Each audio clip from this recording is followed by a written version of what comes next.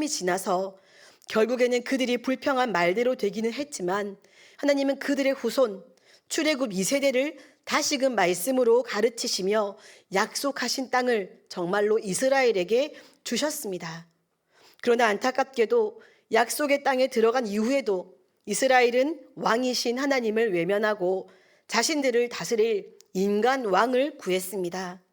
하나님은 이번에도 하나님의 위엄, 왕 되심, 하나님의 위엄을 훼손하려는 그들의 불경한 요구를 징벌하시는 대신에 그들을 참으시고 그들의 요구대로 사람 왕을 세워주셨습니다.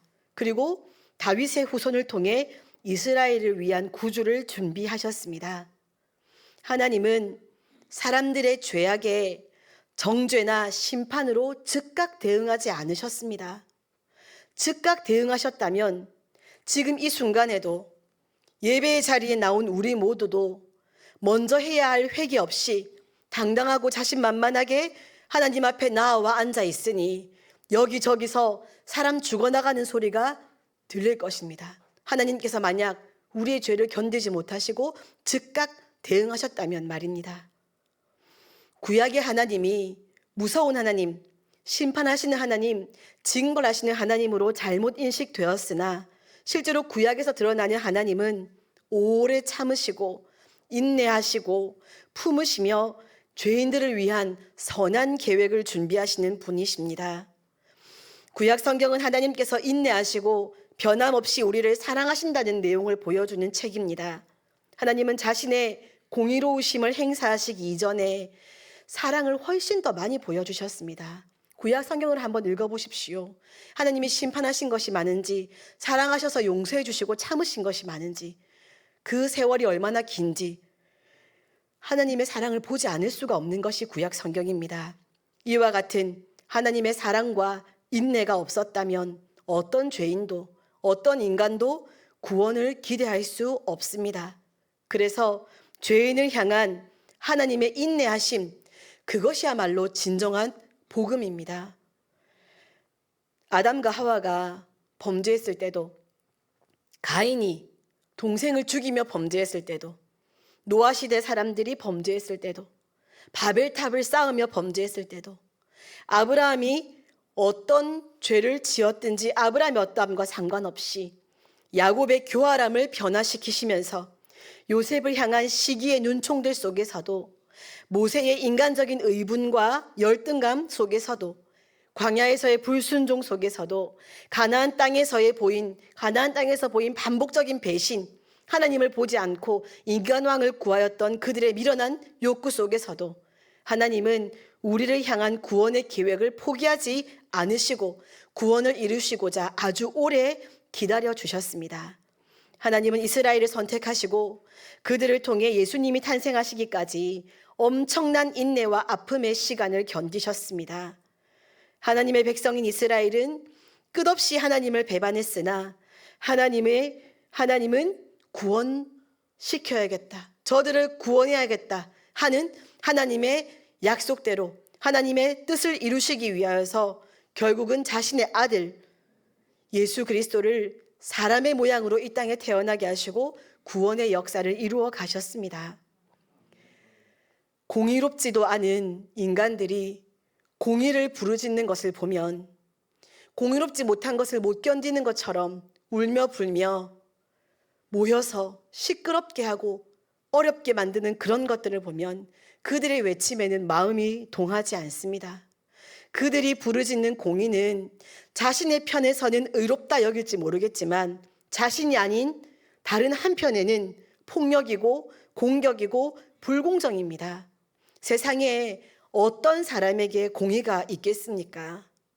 그럼에도 자신들의 그런 불공정함을 깨닫지 못하는 상태에서 공의, 정의, 정당성, 의로움을 주장하는 것이 우리 모든 인간들의 모습입니다. 그러나 우리 하나님은 다릅니다. 하나님은 공의 그 자체가 우리 하나님이십니다. 그분이 옳다고 하셔야 옳은 것이고 그분이 그르다 하시면 그른 것이 피조물에게 주어진 섭리입니다. 그래서 그분의 그 옳으심을 따라가는 것이 우리가 가야 할 바른 길입니다. 유일한 바른 길은 거기에 있습니다.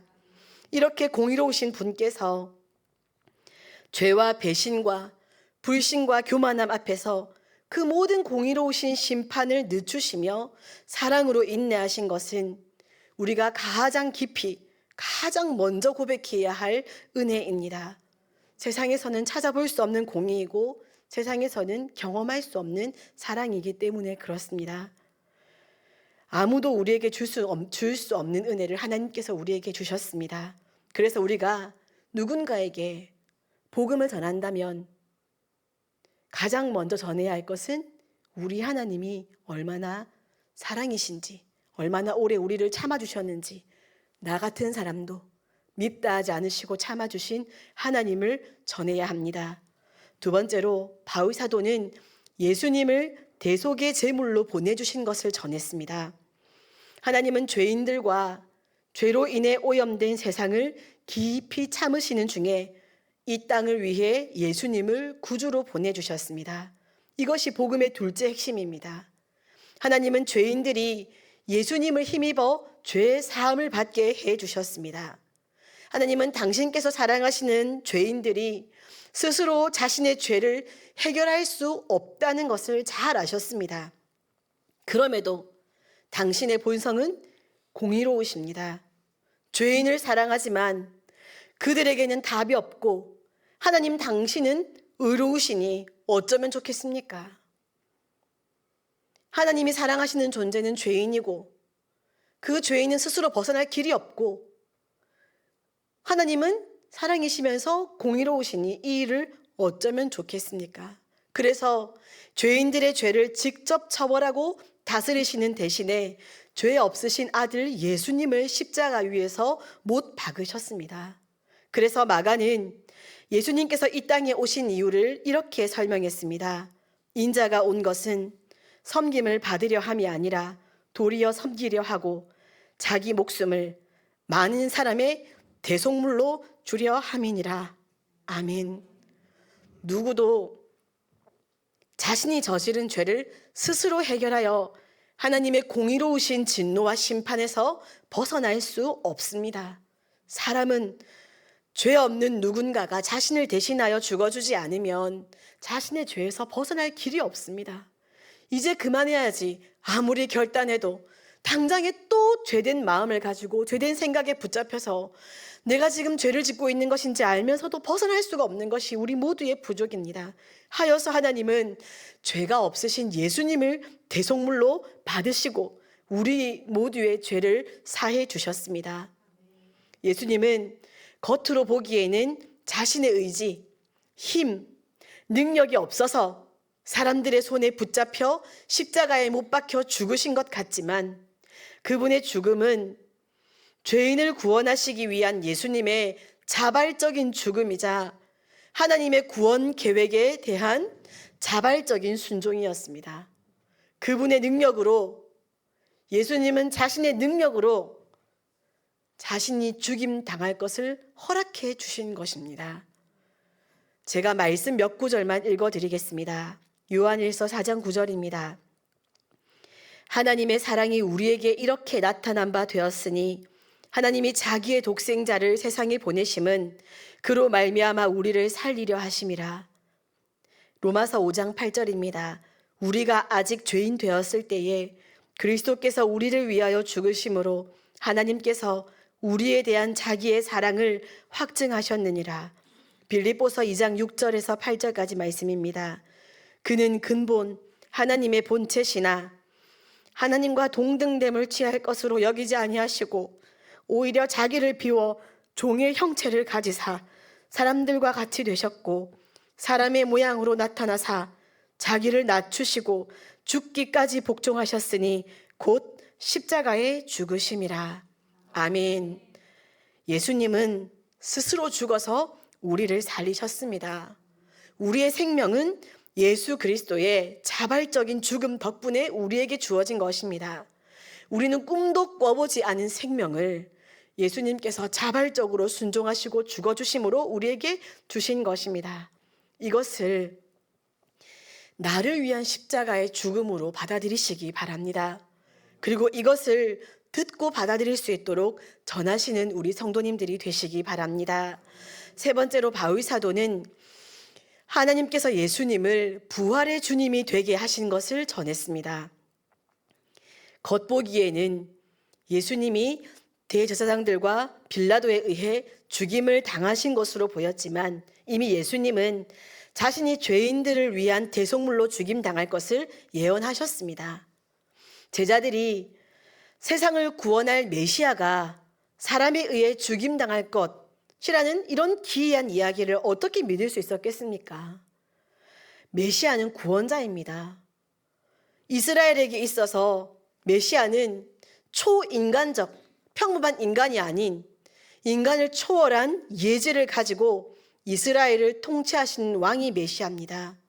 악과 불행이 가득한 지금 이 세계를 심판하시고 정의와 행복을 약속하는 새로운 질서를 가져오실 구세주, 이 메시아가 지금 악을 처벌하셔야 되는 메시아가 악에 의해 죽임을 당하신다고? 이걸 어떻게 받아들일 수 있겠습니까? 믿을 수 없는 이야기입니다. 그런데 메시아이신 예수님은 자신의 죽음을 여러 번 예언하셨습니다. 예언만 하셨을 뿐 아니라 정말로 그 예언대로 예수님은 십자가에서 못 박혀 죽으셨습니다. 아무것도 하지 못하셨습니다. 이스라엘이 보기에 예수님은 아무것도 하지 못하시고 악에 의해 지셨습니다. 죽으셨습니다. 그러나 하나님이 이 예수님을 죽은 자 가운데서 다시 살리심으로 그분의 메시아 되심을 입증해 주셨습니다. 바울 사도는 부활의 예수님이 우리의 예수님이 되어야 한다고 강조합니다. 그분이 우리의 주인이 되어야 한다고 강조합니다. 죽음은 인생이라면 누구도 피할 수 없는 최종적인 결과라고 여겨져 왔는데 하나님은 그리스도를 다시 살리심으로 이 죽음의 권세를 깨뜨리셨습니다. 더 이상 죽음이 세상을 주관하지 못하게 하셨습니다. 고린도후서 4장 8절부터 11절까지 말씀을 다 함께 읽어보겠습니다. 4장 8절에서 11절까지 말씀입니다. 시작. 우리가 사방으로 우겨쌈을 당하여도 쌓이지 아니하며 답답한 일을 당하여도 낙심하지 아니하며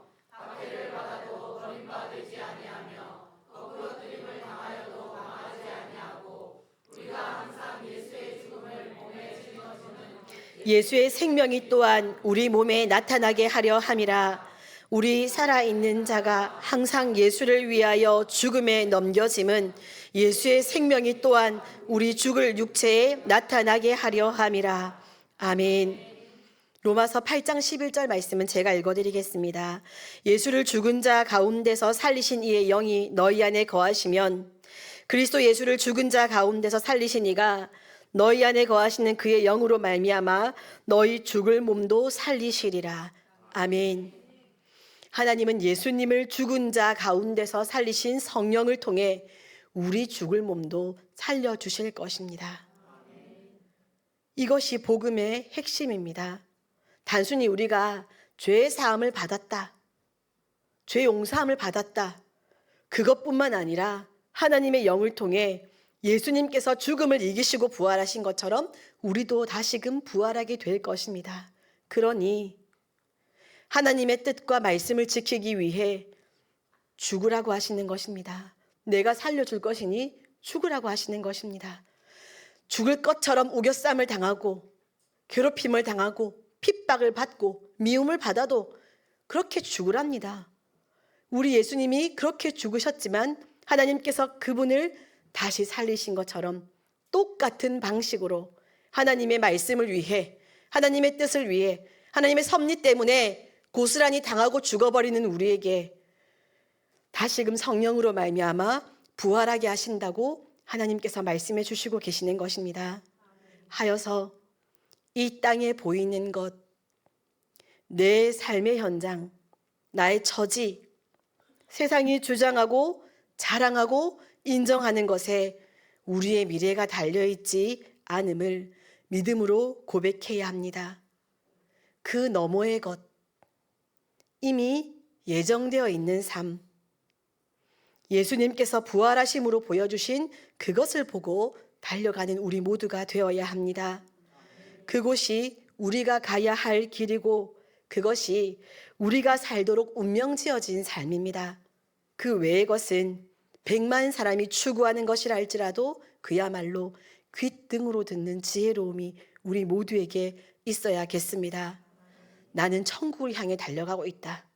지금 내 귀를 시끄럽도록 울리는 이 모든 소리들은 그냥 시끄러운 소리에 불과하고 나는 여전히 오늘도 천국을 향해 걸어가고 있다.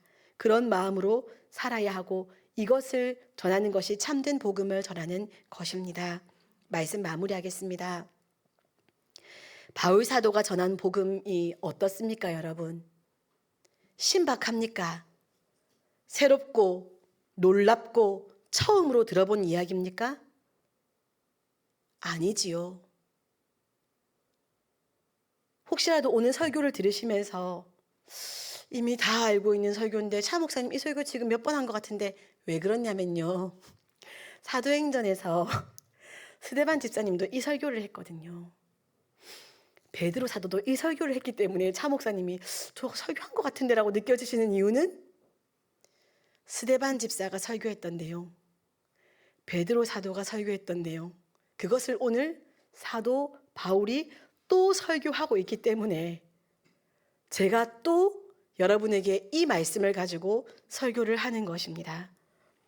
이스라엘 백성은 불순종했고 하나님은 그럼에도 참으셨고 예수님은 죽으셨습니다. 그러나 하나님께서 예수님을 살리셨고 그를 믿는 자마다 구원을 받게 하실 것입니다. 복음이 이건데 차 목사가 강대상에서 여러분에게 어떤 신박한 이야기를 해주면 졸리지 않으시겠습니까? 얼마나 상큼하고 새로운 복음을 지어내어 말씀드리면 여러분이 재미나게 설교를 들으시겠습니까? 그럴 수가 없네요. 성경이 이 복음만 말씀하시니 들었던 것 같은 말씀을 또 전할 수밖에 없습니다. 성경은 사도 바울의 설교를 또 그대로 기록하여서 오늘 우리에게 전해주고 계십니다. 복음을 축소하거나 생략하지 않았습니다. 앞에 다 말했으니까 좀 생략해도 안 된답니다. 성경에서 그러면 안 된다고 말씀하십니다. 그래서 차 목사가 또 이렇게 복음에 대해 설교를 전했습니다. 그런데 복음에 대해서는 조금도 축소하지 않은 성경이 오늘 본문 13절 하반절부터 14절 상반절까지 아주 간단하게 이런 소식도 전합니다. 요한은 그들에게서 떠나 예루살렘으로 돌아가고 그들은 버가에서 더 나아가 비시디아 안디옥에 이르러 아멘. 마가 요한을 제외한 바울 일행은 버가에 머무르지 않고 곧바로 깊숙한 내륙인 비시디아 안디옥으로 갑니다. 비시디아로 가는 길에는 거대한 타우루스 산이 있는데요. 그곳은 강도의 위험이 가득한 사도 바울이 기록한 강도의 위험이 가득한 매우 위험한 곳이었습니다. 누군가는 복음을 전하는 자리를 떠나 자신의 삶을 살아가고 그 삶은 아주 짧게 축소되어 있습니다. 하나님께 의미 없다는 것입니다. 누군가는 더 큰 위험이 도사리는 곳으로 생명의 복음을 가지고 떠납니다. 사도 바울은 마가의 일로 마음이 상했지만 그럼에도 자신이 가야 할 길을 걸었습니다. 자신이 있어야 할 곳을 지켰습니다. 자신이 해야 할 말, 복음을 전했습니다. 그래서 우리에게 지금 이 복음이 들려지고 있는 것입니다. 바울이 자신의 모든 상황과 안전과 감정과 생각을 내려두고 전했던 복음이 비시디아 안디옥에서 당시의 사람들을 변화시켜 그리스도인 되게 했다면 그 복음은 오늘 복음을 듣고 있는 우리 그리고 우리 가족, 우리의 이웃과 친구들을 바꿀 수 있습니다. 아닙니까? 바꿀 수 있습니다. 우리는 강도의 위험, 강의 위험, 동족의 위험, 이방인의 위험, 시내의 위험, 광야의 위험, 바다의 위험, 거짓 형제 중의 위험이 바울만은 못하지 않습니까? 바울 정도는 아니지 않습니까? 그저 우리가 하나님의 인내와 예수 그리스도의 죽으심과 부활을 나의 복음으로 제대로 믿고 있지 못하기 때문에 우리는 흘려보내지 못하고 있는 것입니다. 우리는 사실은 제대로 소유하고 있지 못했기 때문에 우리에게서 우리의 표정과 우리의 말과 우리의 삶에서 복음이 흘러가지 못하는 것일 수 있다라고 여러분 스스로를 돌아보시기 바랍니다. 이 복음을 믿음으로 받아들인다면 우리는 변화된 삶을 살 것입니다. 세상과는 다른 것을 바라보고 세상과는 다른 수고로 살며 세상과는 다른 꿈을 꿀 것입니다. 이 복음에 믿음으로 응답하시고 이 복음을 믿음으로 전하는 우리 새빛교회 모든 성도님들 되시기를 소원합니다. 기도하겠습니다. 사랑하는 하나님, 감사드립니다. 오늘 이 시간까지도 우리를 밉다고 하지 않으시고 포기하지 않으시고 여전히 사랑해 주셔서 다시 또 우리는 알고 있다고 주장하는 복음을 아니 네가 잘 모르고 있다고 생각하셔서 우리에게 다시 또 복음을 들려주시는 하나님의 크신 은혜와 사랑과 인내에 감사드립니다. 사랑하는 하나님, 저희는 모릅니다. 몰라서 지금 이렇게 살고 있습니다. 사랑하는 하나님, 저희는 모릅니다. 저희는 몰라서 지금도 이 세상만 사는 것처럼 살고 있습니다. 사랑하는 하나님, 저희는 몰라서 이 세상만 살면서도 문제의식이 없습니다. 하나님, 우리를 불쌍히 여겨주시고 긍휼을 베풀어 주셔서 이 복음이 나의 복음이 되어지게 하시고 이 복음이 나를 움직이는 유일한 에너지가 되어지게 하여 주셔서 내가 살아가는 삶의 자리자리마다 복음이 보여지게 하여 주옵소서. 복음이 전해지는 우리 인생이 되어지게 하여 주옵소서. 하여서 하나님의 나라가 우리 한 사람 한 사람을 통하여 더욱 왕성하게 땅 끝까지 전해지는 그러한 우리의 삶이 되어지게 하시고 그런 가치 있는 우리의 인생이 되어지도록 은혜를 베풀어 주시옵소서. 오늘도 복된 예배 자리에 불러주신 하나님께 감사하며 감사의 예물과 1000번째 예물을 드립니다. 드린 예물을 기쁘게 받아주시고 드린 모든 예물을 통하여 하나님의 나라가 새벽교회를 통하여 귀하게 전해지고 세워지기를 간절히 소원하옵고 예수님 이름으로 기도드립니다. 아멘.